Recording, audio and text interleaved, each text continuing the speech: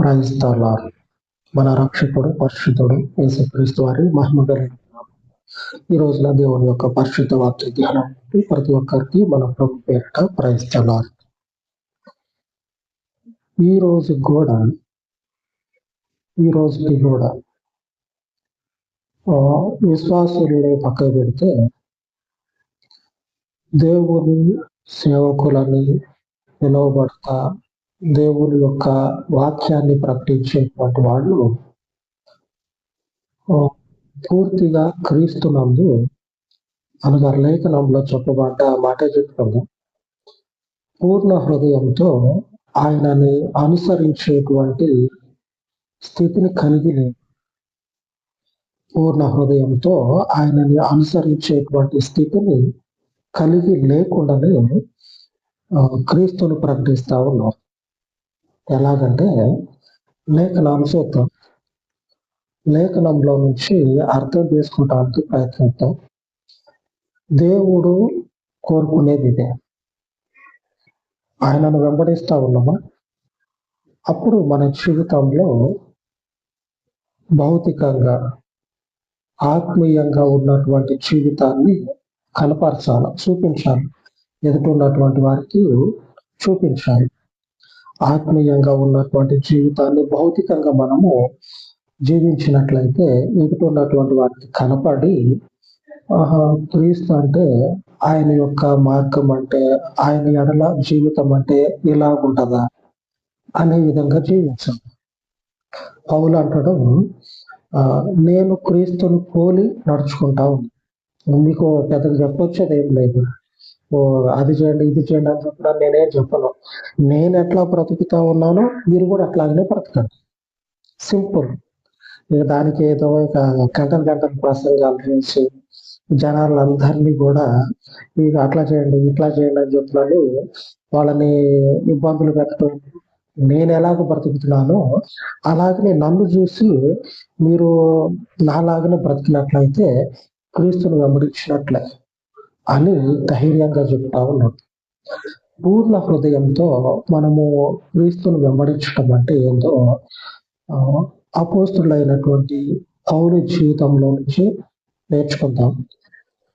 చూద్దాం. మొదటిగా గలతీయులకు రాసిన పత్రిక 1వ అధ్యాయము 14వ వచనం. నా పితరుల పారంపర్యాచారమందు విశేషాసక్తి గలవాడనై నా స్వజాతీయులలో నా సమాన వయస్కులైన వాడనై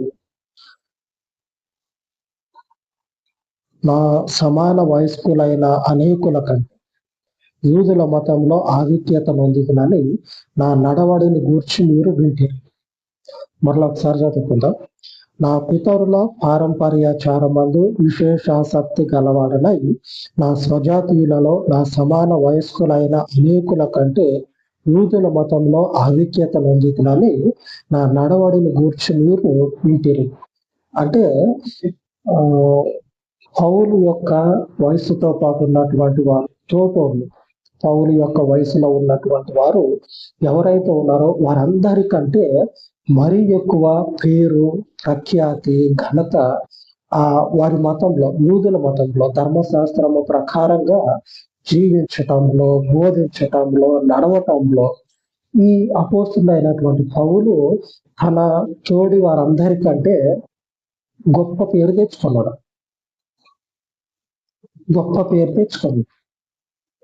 జాగ్రత్తగా వినాలా.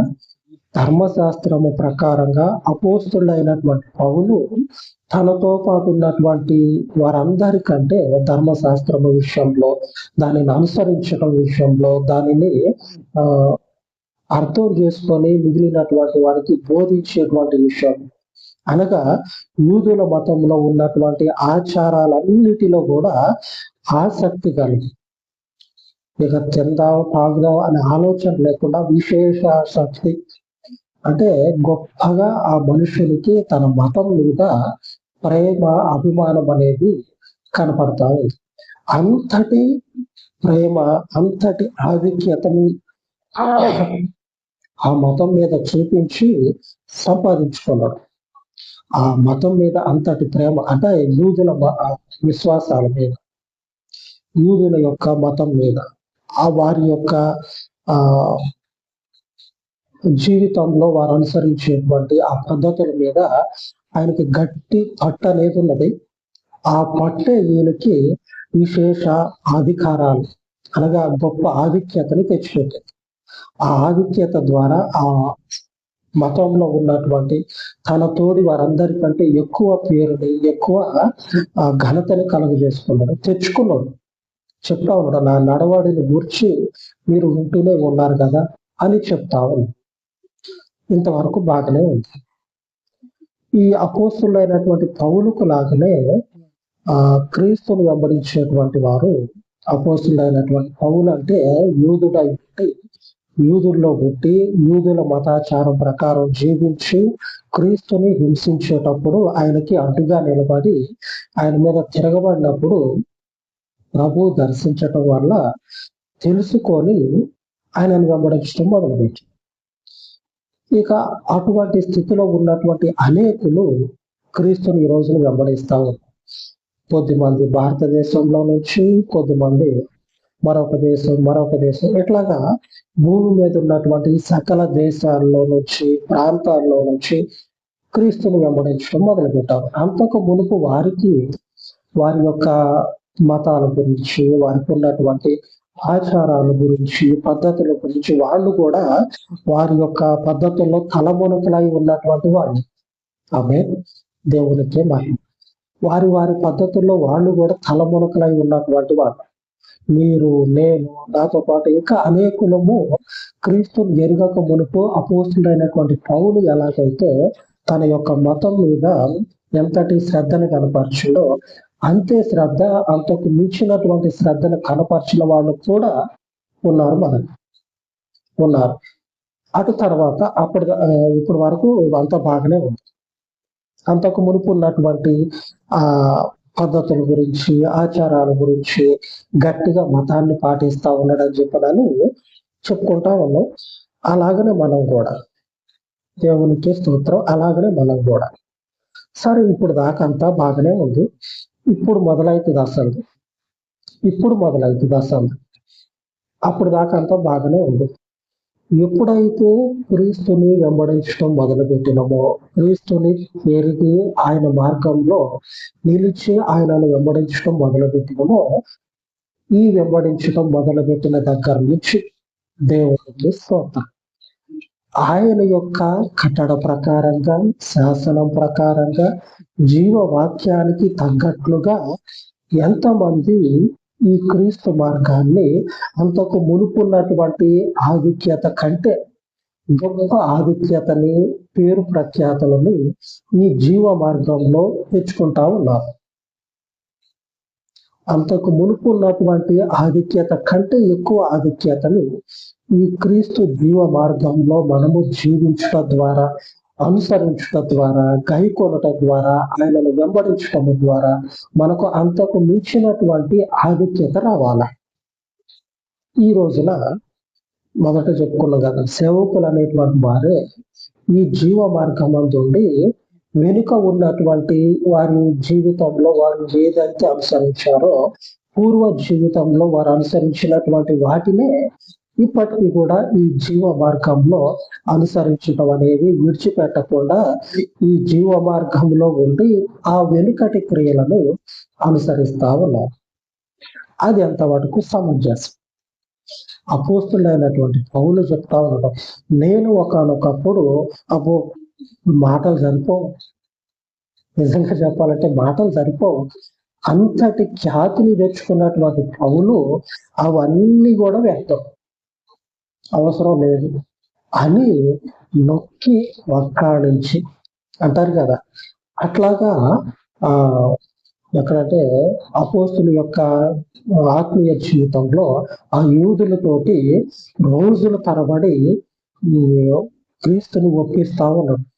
ఓర్పిచ్చోళ్ళారా, అది నేను మీకంటే నేను నవ్వులు మింగిన ఆ ధర్మశాస్త్రంలో ఉన్నటువంటి వాటినన్నిటినీ నేను నవ్వులు మింగా, అవన్నీ వ్యర్థం, క్రీస్తే నిజమైనటువంటి మార్గం అని అనేక పర్యాయాలు యూదులతోటి, ఇశ్రాయేలీయులతోటి వాదనకు దిగింది.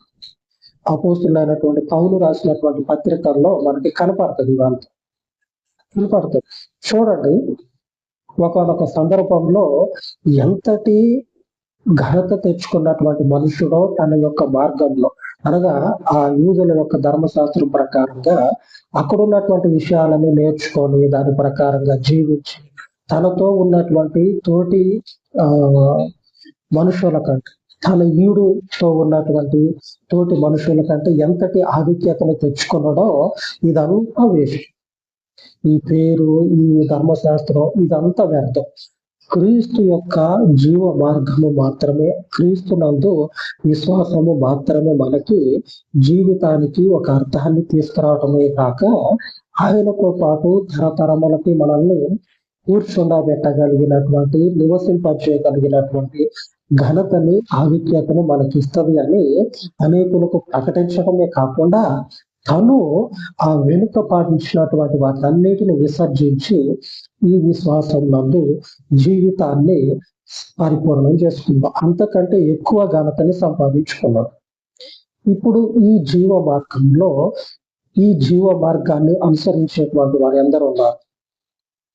ఈ క్రీస్తు యొక్క మార్గాన్ని అనుసరిస్తా ఆ మార్గంలో గట్టిగా స్థిరపడిపోయి ఘనత తెచ్చుకున్నటువంటి వారు, గొప్ప వాళ్ళైనటువంటి వారు ఎంతమంది ఉన్నారు. ఒకసారి మనం న్యూస్ పేపర్లో లేకపోతే ఈ ఆన్లైన్ లో కానీ చూసినట్లయితే అబద్ధ బోధకులు, దొంగ పాస్టర్లు అని చెప్పాలని క్రీస్తుకి చెడ్డ పేరు తెచ్చేటువంటి ఆ పద్ధతుల్ని, ఆ జీవితాన్ని కొనసాగిస్తా ఉన్నారు. వెనుక ఉన్నటువంటి వాటిని ఏం చేస్తా ఉన్నారంటే ఈ జీవ మార్గంలో కూడా అనుసరిస్తూనే ఉన్నారు. అక్కడ చూసినట్లయితే అపోస్తులైన పౌలు 12వ వచనంలో చెప్తా ఉన్నాడు. 12వ వచనంలో, మనుషుని వలన దానిని నేను పొందలేదు, నాకెవడునో దాన్ని బోధింపను లేదు, కానీ యేసుక్రీస్తు బయలుపరచటం వలననే అది నాకు లభించినది. ఏమంటున్నాడు? యేసు ప్రభు వారు తనని సేవ నిమిత్తం పిలిస్తే ఆయనకు అనుగ్రహించబడ్డదట. ఈ స్వార్థ ప్రకటించటము, స్వార్థను గుర్చినటువంటి ఆసక్తి, క్రీస్తు రక్షకుడు, ఈ వాక్యము లోకమంతటా ప్రకటించగలిగేటువంటి కెపాసిటీ క్రీస్తు అపోస్తులైనటువంటి పౌలుకు అనుగ్రహించినాడు. ఎంతమందికి వస్తుంది ఆధిక్యత? దేవునికి ఇస్తుంది. ఆ ఆధిక్యత క్రీస్తు కృప వల్ల ఈ రోజు నాకు అనుగ్రహించబడితే అదే వాక్యాన్ని బోధిస్తాము. దేవునికి మహిమ కలుగును గాక. ఆయన కృప వల్ల పొందుకున్నది, మనుషుని వలన కాదు. ఏ మనుషుడు నాకు చెప్పు అని చెప్తే నేను చెప్పట్లా, అపోస్తులైన పౌలు అంటూ ఉన్నమాట. అలాగనే నాకు కూడా ప్రభు కృప వల్ల ఆయన నాకు అప్పచెప్తే క్రీస్తు రక్షకుడు అని ప్రకటిస్తూ, ఈ గొప్ప స్థితి మనుషులకి దేవుడు అనుగ్రహించుట బహు అరుదు. అంటే ఆయన పిలుపు అనేది ఉండటం చాలా అరుదు. దానిని పోగొట్టుకుంటే అంతటి దురదృష్టవంతుడు, అంతటి హీన స్థితి మరొకరికి ఎవరికి ఉండదు.